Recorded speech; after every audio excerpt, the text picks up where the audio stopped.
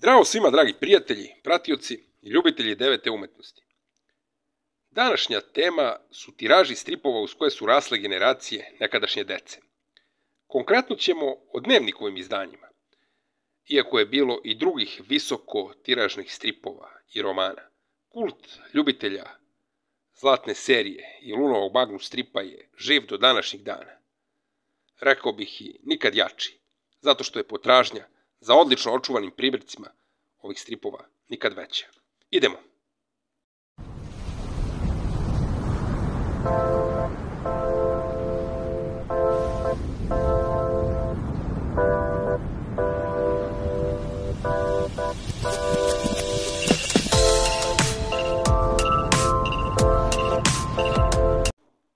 Pre svega, morate znati da je bilo i drugih izuzetno traženih izdanja. Neka su se po automatizmu kupovala pretplatom preko škola, razna izdanja dečjih novina.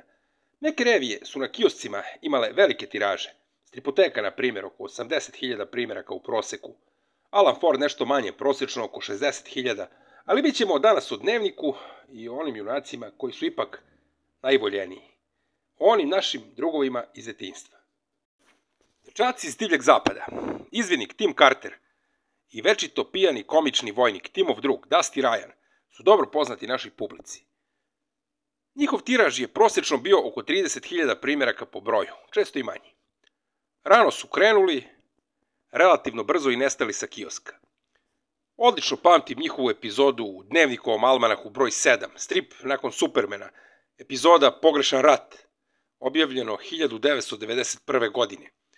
A sam naslov kao da je naslutio predstojeća dešavanja, odnosno raspad države. Ja sam lično obožavao lik Tima Cartera, kog je crtao Bignoti. Kultni serijal Renza Calgarija i Renata Polezea, saga o porodici McDonald i Billu Adamsu kao protagonistima. Osvajanje divljeg zapada i dolazak civilizacije uz prateći nestanak crvenokožaca pratio je tiraž od oko 35.000 primjeraka. Kao klinac, nisam bio neki obožavalac ove sage. Međutim, ovo je jedan od boljih serijala koje nam je dnevnik prezentovao. Kao izvor za ovu priču poslužili su mi nekoliko monografija, odnosno pisanih, štampanih tragova. Razgovori sa nekim uposlenicima dnevnika iz određenih perioda i njihovi zapisi. Ono što sledi je možda teško za poverovati, ali je tako. Neki od najvećih Bonelli likova ikada su se u ex-Jugoslaviji vrteli u nekom za tadašnje pojmove skromnijem tiražu. Ken Parker, u vreme detinjstva većine nas, je bio podcenjen, a on je možda i nešto najbolje ikada iz te produkcije. Dylan Dog, kultni strip, ikona danas, jedan od najpopularnijih Bonelli likova svih vremena. Marty Misterija, sa i bez Đila, a mada su se u Đila svi prvobitno uzdali, simpatični arheolog, koga zovemo i detektivom nemogućeg, i Nick Ryder, njujorški detektiv odeljenja za ubistva, hrabar, pošten i neustrašiv. Svi oni išli su u tiražima između 30 i 50.000 primjeraka.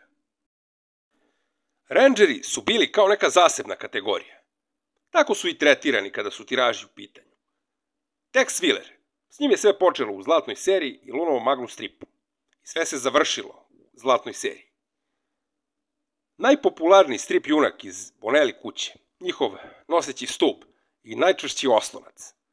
Kod nas u nekadašnjoj Jugoslaviji je bio Zlatna sredina. Kit Teller, teksaški rendžer kog je pratio simpatični Brka, Frankie Beleven i pregršt simpatičnih likova, kod nas rangiran kao i Tex.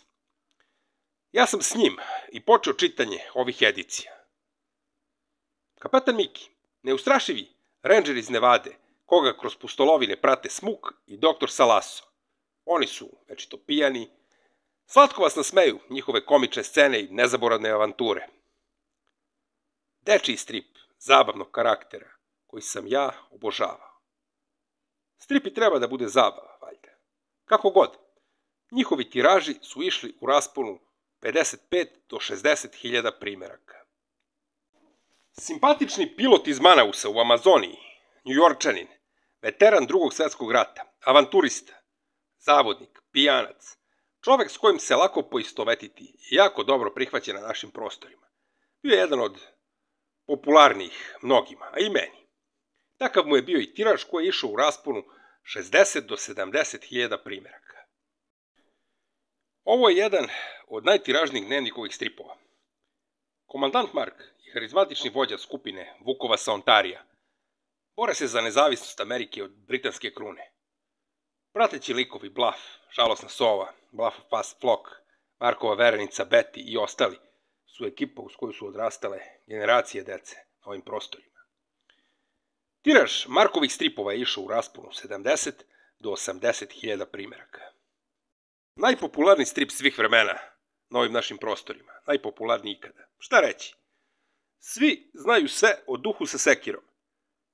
Postoje neke urbane legende da su neki njegovi primjerci premašivali tiraže od više stotina hiljada primeraka, na primjer Zlatna serija 587, Teror 6. planete, ali to su samo urbane legende. Na 100% precizne podatke koje bi to potkrepili nisam naišao. Ipak, on je jedan od najtiražnijih junaka. 80.000 primeraka, a i više, je išao svaki strip po Zagoru. Nisam uopšte original. Zagor je za mene više od stripa. Najpopularniji ikada i drugi, najtiražniji je naš gospodar Darkwood. Za trenutak zastajemo i da bi uporedili nekadašnje tiraže sa nečim danas popularnim. Ovo je kultna manga, Laku noć Pumpune. Na srpskom jeziku, dakle, pokriva dobar deo ex-ju govornog područja. Vidimo zvaničan podatak. Tiraž od 2000 primeraka. 2000 primeraka. Deluju nestvarno nekadašnji tiraži Zlatne serije i Lunovog Magnus stripa u poređenju s današnjim izdanjima. Veliki Black Stena, je najtiražniji dnevnikov strip. U jednom periodu klinci su prosto gutali pomalo naivne avanture ovog vođe trapera, rodoljuba, koji se borio za nezavisnu Ameriku.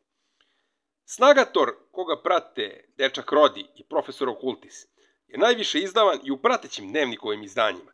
27 redovnih velikih strip zabavnika, jedan manji, almanasi dnevnikovi, pa zatim prvi album sa sličicama i drugo.